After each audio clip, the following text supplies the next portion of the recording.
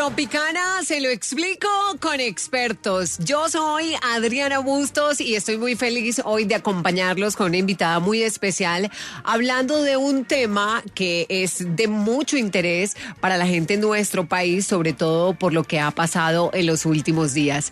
Le voy a dar la bienvenida a Lina Paola Lara. Ella es la directora ejecutiva de la Fundación Pro Derecho a Morir Dignamente.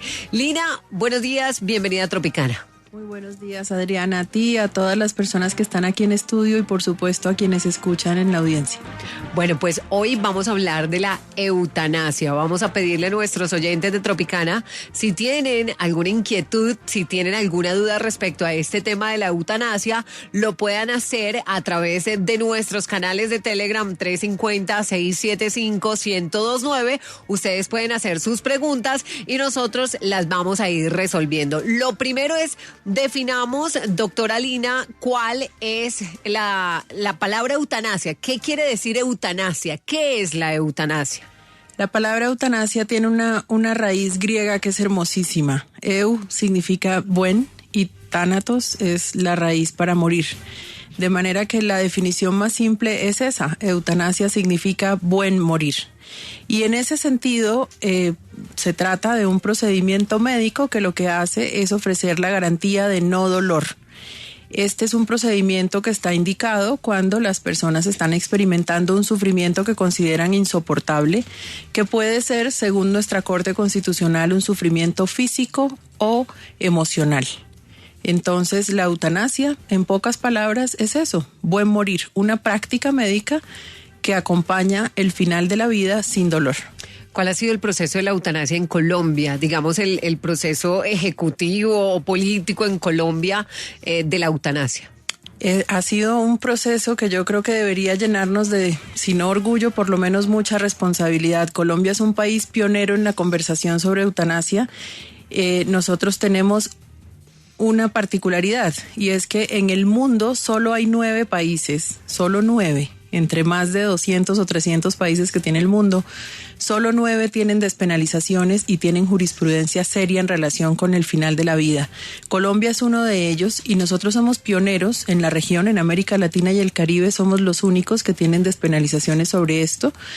En 1997 en Colombia se despenalizó la eutanasia y en 2015 fue reglamentada por el Ministerio de la Salud y de la Protección Social, de manera que nuestra historia es una historia muy particular al respecto y no solo la eutanasia está despenalizada en Colombia, hay 4 procedimientos de muerte digna que están despenalizados, la eutanasia es uno de ellos, pero también están despenalizados el acompañamiento médico al suicidio, los cuidados paliativos y la adecuación del esfuerzo terapéutico, de manera que la nuestra es una conversación que tiene ya un tiempo de recorrido, pero sobre todo que ha tenido mucho apoyo de la Corte Constitucional para poder ser un derecho para todas las colombianas y colombianos. Lina Paola Lara es la directora ejecutiva de la Fundación Pro Derecho a Morir Dignamente. Está con nosotros aquí en Tropicana en nuestra sección Se lo explico con expertos, hablando de este tema de la eutanasia. Ya vamos a hablar, por supuesto, de lo polémico que es este tema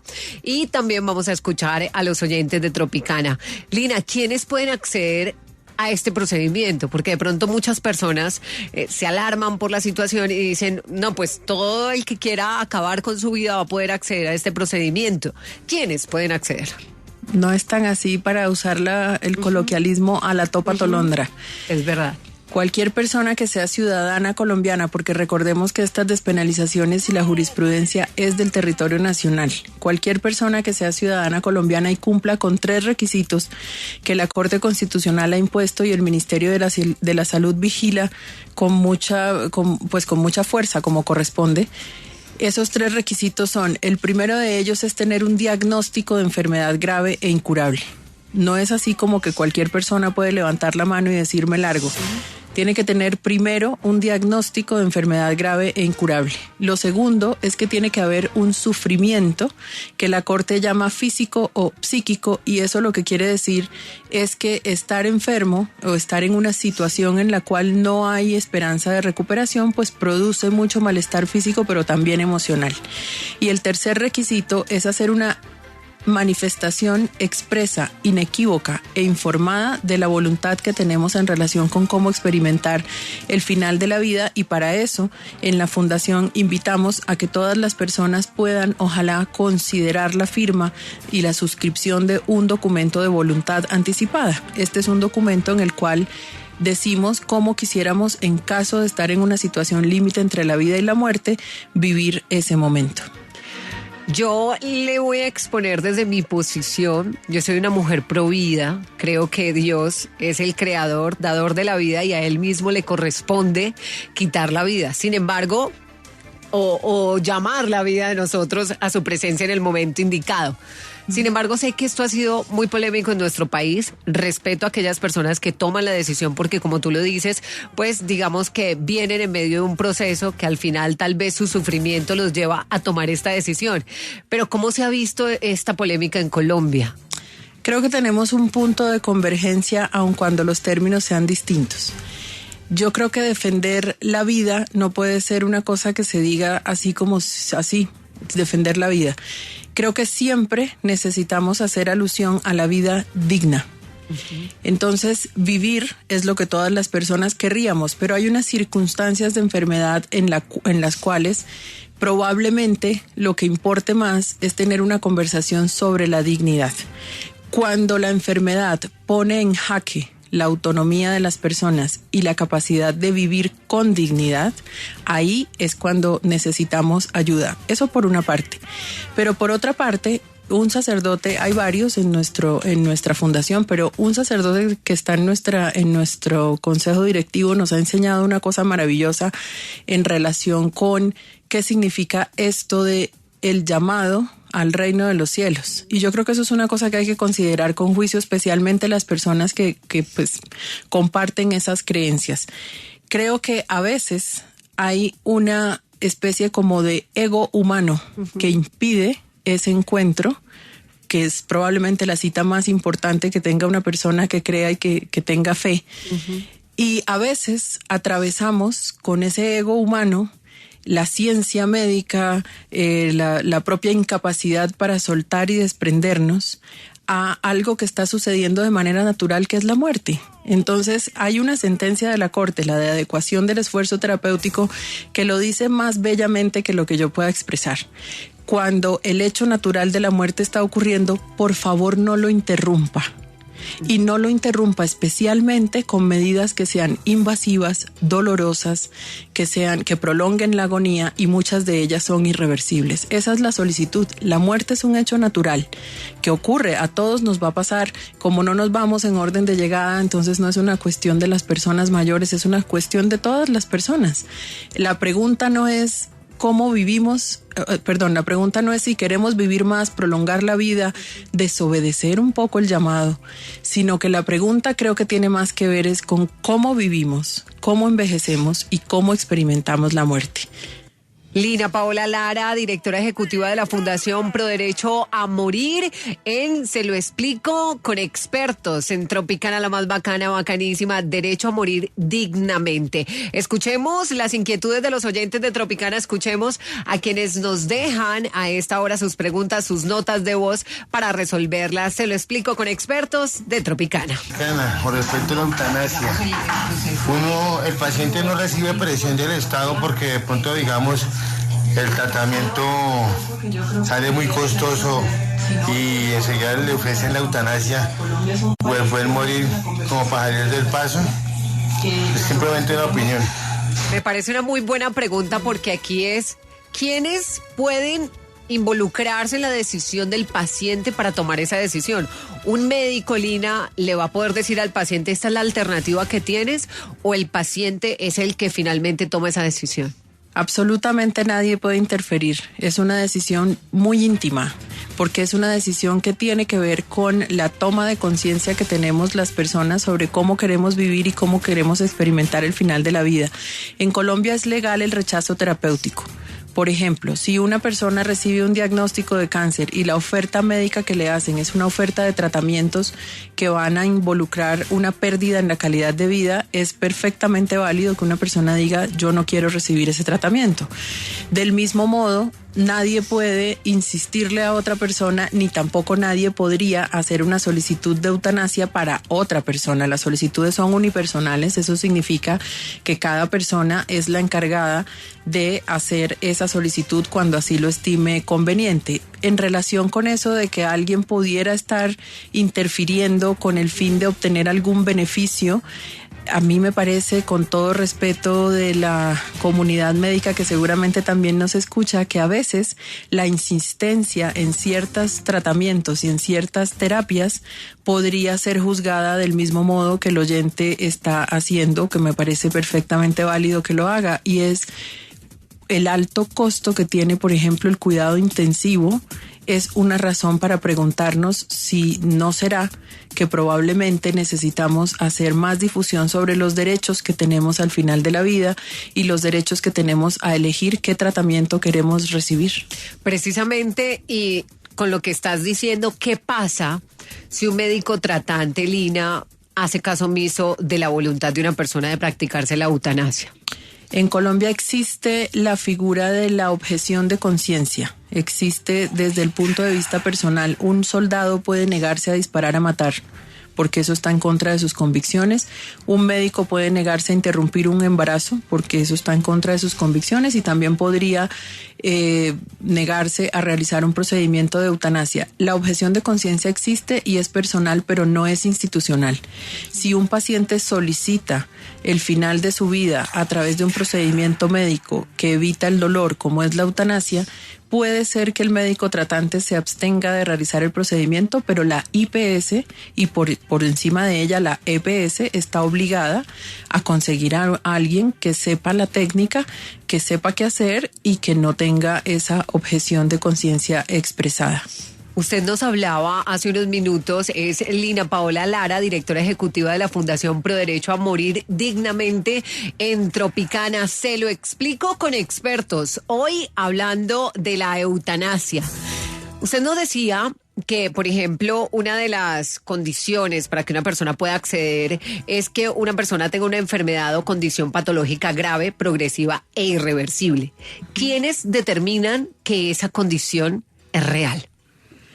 Para eso la ciencia médica y las técnicas que usan los profesionales de la salud están diseñados. Casi todas las personas, cuando vamos al médico, recibimos un diagnóstico.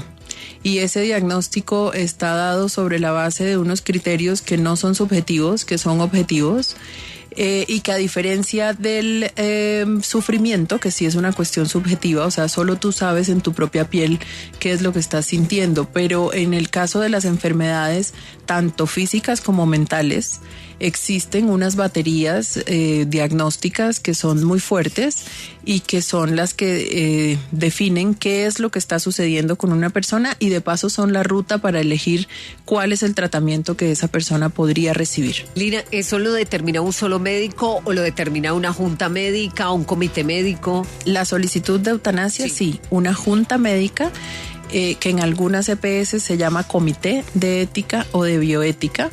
Esta no es una decisión que tome un médico solamente, sino que esa junta médica es nombrada para revisar que se cumplan los 3 requisitos de los que hablábamos antes, es decir, que se cumpla, que haya todas esas circunstancias allí alrededor, y especialmente que la persona no está siendo inducida, no está siendo obligada por ninguna parte, sino que simplemente ha hecho una reflexión profunda sobre lo que significa la dignidad y haya resuelto que, dada su circunstancia actual, por causa de la enfermedad que esté padeciendo, estas condiciones no le permiten disfrutar de una vida digna en autonomía.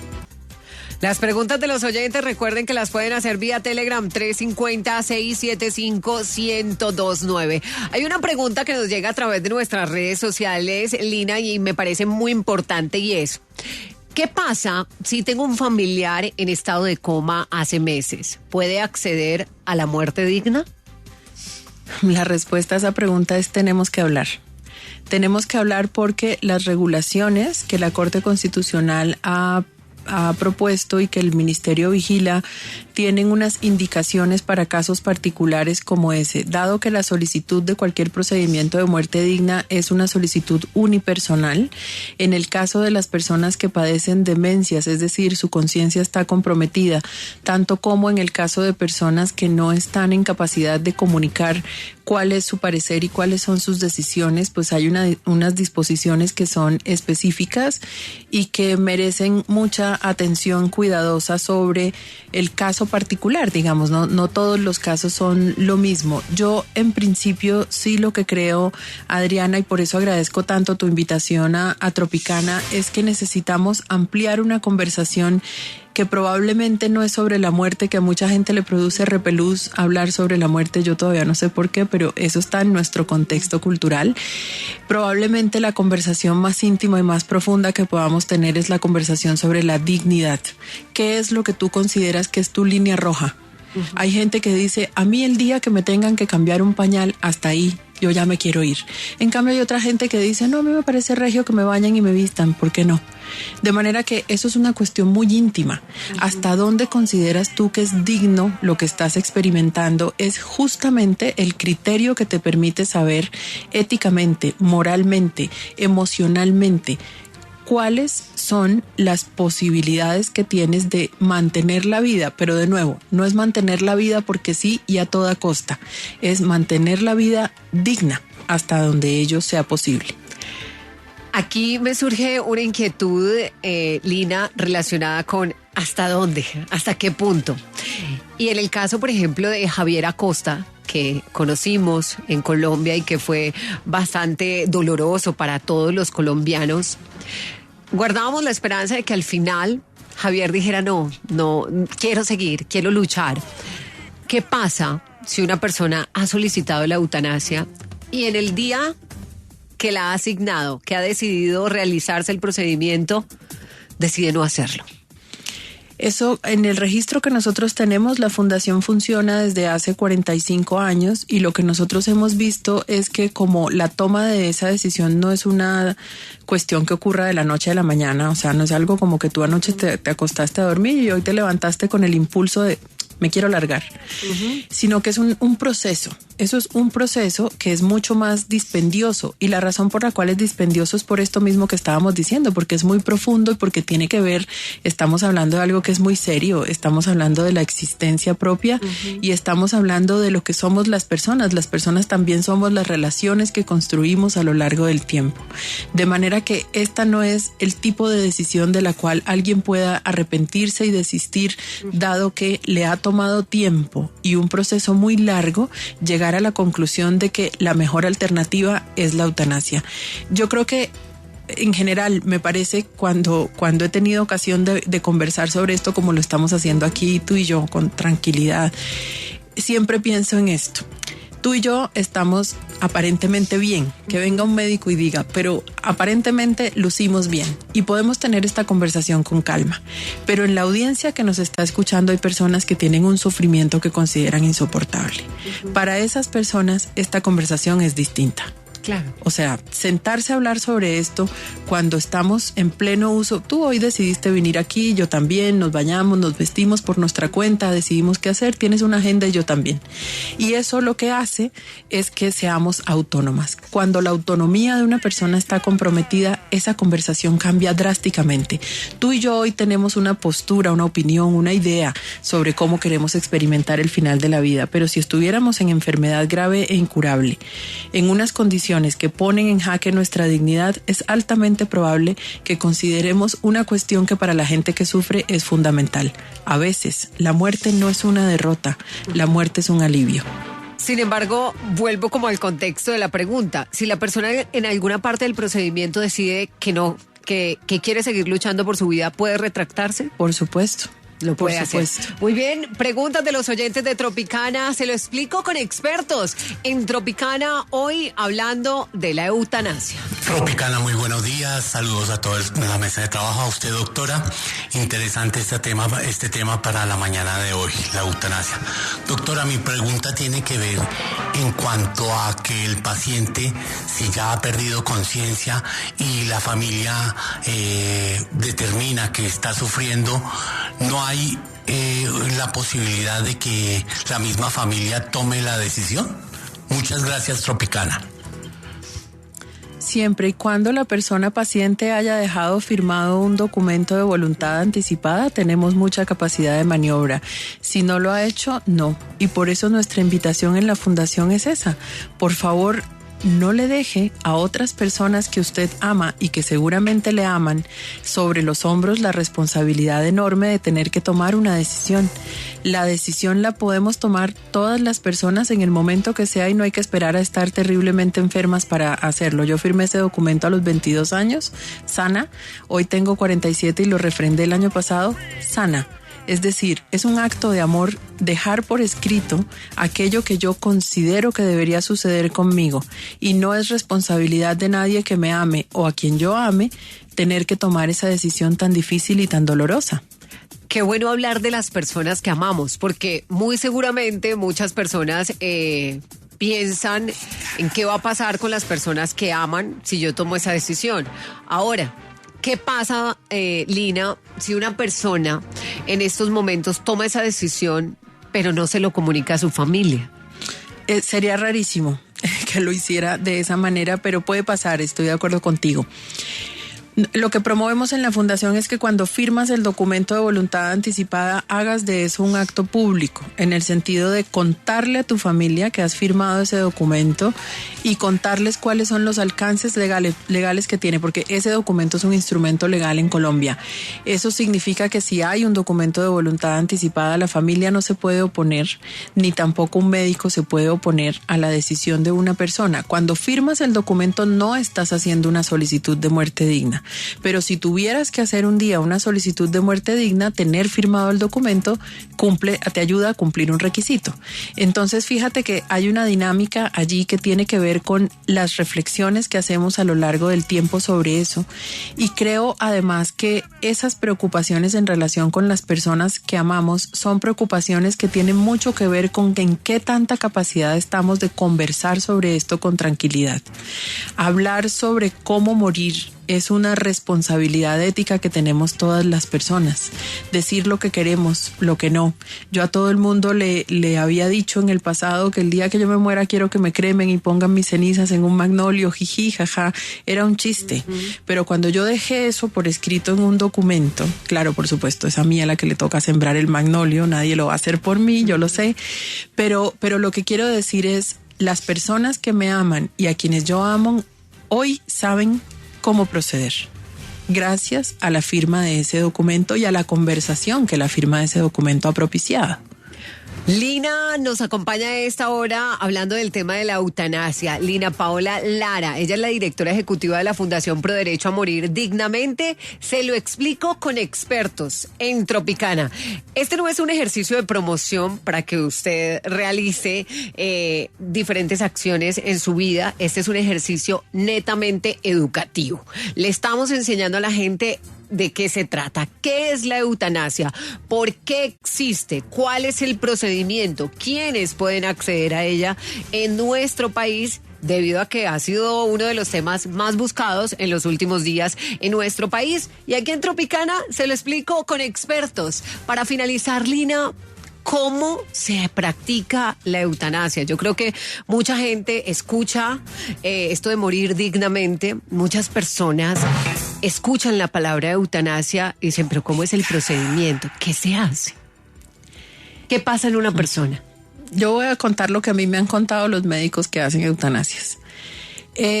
Los médicos que hacen eutanasias tienen unas indicaciones que están en la ruta reglamentaria del Ministerio de la Salud y de la Protección Social. O sea, ese procedimiento tiene, como muchos otros, un protocolo médico que seguir. Y ese protocolo tiene como 2 o 3 pasos para simplificarlo. El primero de ellos es, una vez se han verificado todos estos requisitos y la persona le ha sido permitido, digamos, el acceso al procedimiento, entonces lo que sucede es que un equipo médico acompaña de principio a fin todo el procedimiento. Eso no es así con todos los procedimientos de muerte digna, pero en el caso específico de la eutanasia sí es así. Un equipo médico que puede estar conformado por un médico y auxiliares o personal de enfermería acompaña a la persona, ofrece una anestesia profunda que se parece a las anestesias de cirugías enormes, o sea, como cirugías de corazón abierto o de cerebro. Y cuando verifica ese profesional de la medicina que la persona, que los signos vitales están en la condición ideal, aplica una inyección que por lo general es un compuesto de varias sustancias, y esa inyección tiene la característica de ser una inyección que es letal, es masiva y es indolora. Esas son las 3 características. De ahí que la garantía de no dolor sea la clave para que podamos hablar de eutanasia, es decir, de buen morir. Entonces, una vez se aplica esa inyección, el médico certifica la hora del fallecimiento y estamos. Yo lo acabo de sobresimplificar. Obviamente eso tiene muchos detalles técnicos y tiene muchas cuestiones que están en el protocolo del ministerio y que los médicos que lo saben hacer, obviamente eso no es así como yo lo acabo de decir tan fácilmente, seguramente no es, porque es un procedimiento médico y todos los procedimientos médicos tienen como su minucia, ¿cierto? En términos generales, lo que hemos aprendido en la Fundación acompañando a tantas personas en la toma de estas decisiones es, como tú estabas diciendo, esto no es proselitismo en el sentido de vengan todos que aquí hay una salida. De eso no se trata. De lo que sí se trata es de hacer una consideración que yo creo que tiene un sentido humanitario, y es este. Quienes hemos tenido la experiencia de acompañar a una persona que sufre, nos hemos dado cuenta de que el sufrimiento no es obligatorio, no debería serlo. Y hay unas circunstancias en las cuales sí hay algo que hacer. Como dice Diana Velilla, médica paliativista, a veces no hay nada más que hacer por la enfermedad, pero sí queda mucho que hacer por la persona. Y eso es, sin duda alguna, un acto de misericordia. Bueno, Lina, pues sabemos que muchos oyentes de Tropicana han estado muy atentos a nuestras redes sociales y también a nuestro Telegram. Respondemos 2 preguntas más al cierre de esta sección. Se lo explico con expertos en Tropicana. Es equipo de Tropicana, la más bacana. Respecto al tema, me pareció muy duro lo de Javier, pero hablando con mi esposo le decía que en caso tal, Dios nos ampare y nos favorezca. Yo la pediría si fuera alguna enfermedad que el dolor no me lo quita ningún medicamento, no me lo quita nada. Aguantar un dolor es horrible. Y empezando por eso y también en consideración de mi familia, porque es muy triste, muy doloroso ver la familia que uno ama sufriendo por la enfermedad que uno tenga. Entonces, yo estaré de acuerdo en ese sentido, por mí y por mi familia. Gracias por este tema, Tropicana, la más bacana, bacanísimo. Muchísimas gracias a nuestra oyente por su opinión. Se lo explico con expertos en Tropicana. Tropicana, buenos días. Mi nombre es Diana Bermúdez. Yo tengo una pregunta. ¿Dónde se puede dejar un documento firmado? ¿O dónde se debe hacer este documento? Pues porque uno no está exento de cualquier cosa y pues sí me gustaría dejar como estipulado que si yo llego a tener una enfermedad, pierdo conciencia o pues en dado caso quedo como un vegetal, poder otorgarle como ese poder a mis hijos de que arreglen todo lo que tengan que arreglar y pues como que me desconecten, me den una muerte digna. ¿Cómo podemos hacer ese proceso, Lina, de dejar todo listo, todo organizado? En nuestra página web, que es www.dmd.org.co, están disponibles los documentos de voluntad anticipada. Son 2, uno que habla sobre la muerte médicamente asistida, es decir, la eutanasia y el suicidio médicamente asistido, que está despenalizado en Colombia hace poco, y otro que es sobre los cuidados paliativos y la adecuación del esfuerzo terapéutico. Esos documentos se formalizan de 3 maneras. Se pueden completar, lo firma la persona y 2 testigos suyos. Esa es una manera. Otra manera es, si la conciencia está comprometida, lo firma la persona y lo firma su médico tratante, quien además pone un sello de registro médico allí. Y si por razones extraordinarias no hay lo uno ni lo otro, ese documento se puede elevar a escritura pública. No sirve de nada autenticar las firmas en una notaría, eso dice la reglamentación. Entonces, invitamos a todas las personas que escuchan Tropicana y que saben que estamos aquí presentes a que se acerquen a las redes de la Fundación Pro Derecho a Morir Dignamente, a que nos visiten, a que lean los documentos de voluntad anticipada, a que consideren firmarlos, como la oyente acaba de decir, dejar las cosas en orden, porque no sabemos el día ni la hora, pero lo que sí sabemos es que cuando las cosas están dichas, hay un avance, pero cuando están dichas por escrito y firmadas, pues por supuesto hay un instrumento legal del cual se puede echar mano. Entonces, bienvenidas todas las personas a la Fundación Pro Derecho a Morir Dignamente. Desde hace 45 años estamos acompañando esa toma de decisiones, custodiamos esos documentos y ofrecemos información para que alguien pueda decidir si quiere eso, firmarlos o no. Recordemos nuevamente la página web, Lina. www.dmd. Esas son las letras de Derecho a Morir Dignamente. www.dmd.org.co. Lina, gracias por acompañarnos. Con mucho gusto, gracias a ustedes por la invitación y qué bacana Tropicana. Gracias por estar con nosotros.